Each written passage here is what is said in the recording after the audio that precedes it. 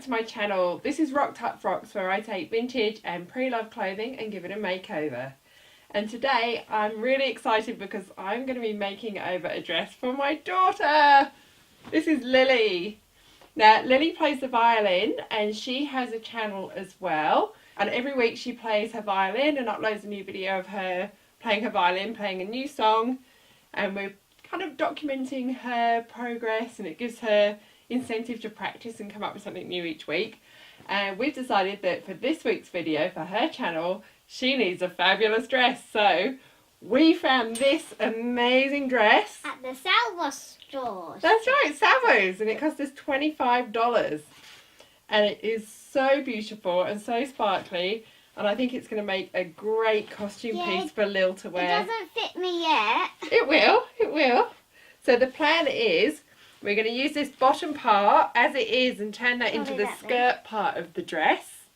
And then I'm going to use all this fabric and all these beautiful sparkly appliques to make the top part. I've got to make sure the dress leaves space for the violin where it sits so it's not going to rub. And we need to make sure your arms can move easily to play as well, don't we? So when we're designing, we will take that into account. Lily and I have both drawn up our design ideas for this dress, and we're going to go with a mixture of the two.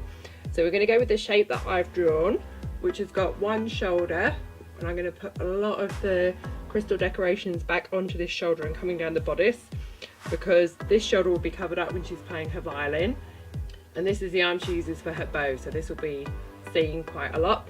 I'm also going to make a tiara from any leftover bits of the sparkles and the second rows.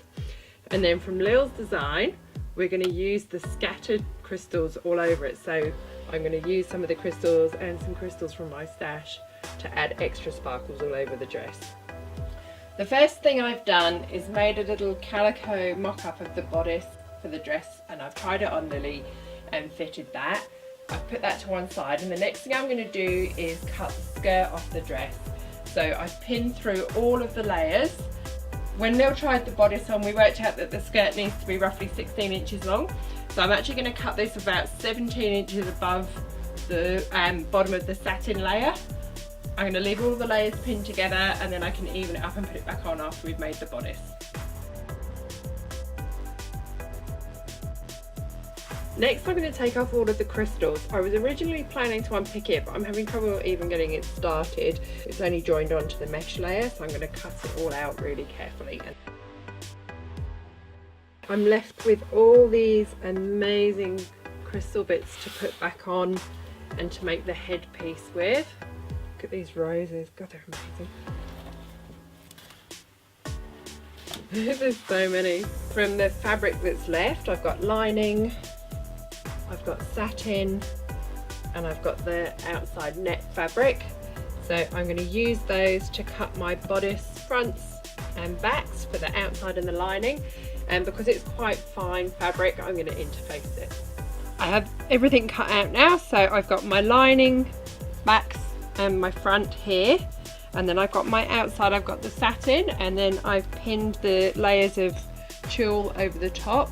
Because I'd cut out all the crystal parts from it, it wasn't quite big enough in places, so I've tried to leave the gaps on the bits where the crystals are going to go over the top when I applique them on at the end.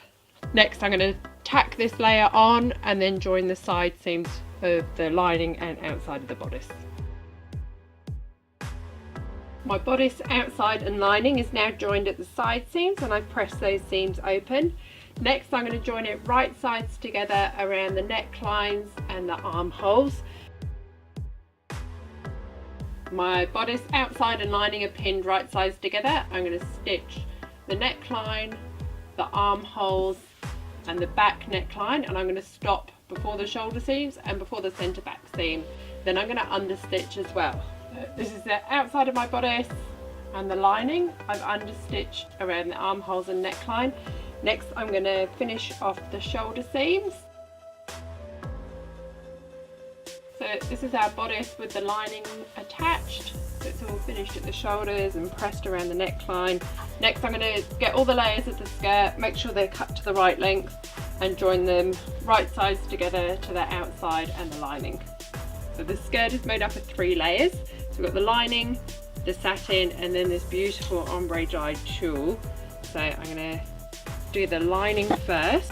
The lining is one layer of lining at the top, then there's net sewn to the outside, and then the lining has got some more net sewn into it to add that nice weight and fullness at the bottom.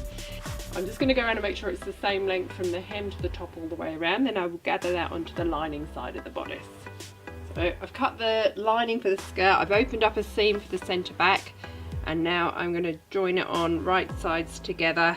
I've marked my centre front of my bodice, and I've marked the centre fronts and sides of the lining, and I'm now going to join that on and gather it, matching those up, and then stitch it into place.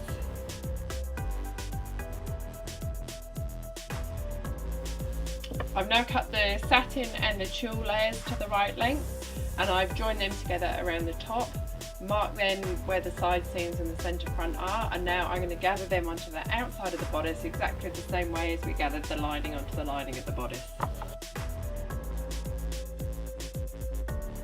So the dress is all together, and the last job to do before we can start decorating is to put the zip in.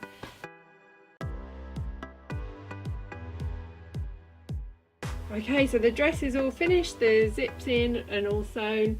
I've just tried it on Lil. It's a tiny bit big, but I'm happy with that because it means she'll be able to wear it for ages rather than it being tight. So now it's time to decide where we want to add all the sparkles. So this is the arm that we want stuff coming off. This is the opposite side to where her violin sits. And I'd really like to get this rose on there as a little sleeve. So I think I'm going to pin that. Oh, look at that shape, fits beautifully. I'm going to go ahead, pin all this on, and then I'm going to hand sew it on. Next I'm going to use some of these loose crystals which I had in my stash. The colour actually matches the crystals that are already on there really well. So I'm going to apply them as a little scattering to echo Lily's gorgeous design that she did, and I'm going to put them on with gemstone glue. I'm also going to use them to replace some of the areas where there's the old crystal missing, so I'm going to fill those gaps in. To make the little headpiece to go with this, all I'm going to do is glue an offcut of the crystals onto this headband. I only had a white satin headband in my stash, so I'm going to use some of the sequin offcuts from my bell dress last week just to cover that first.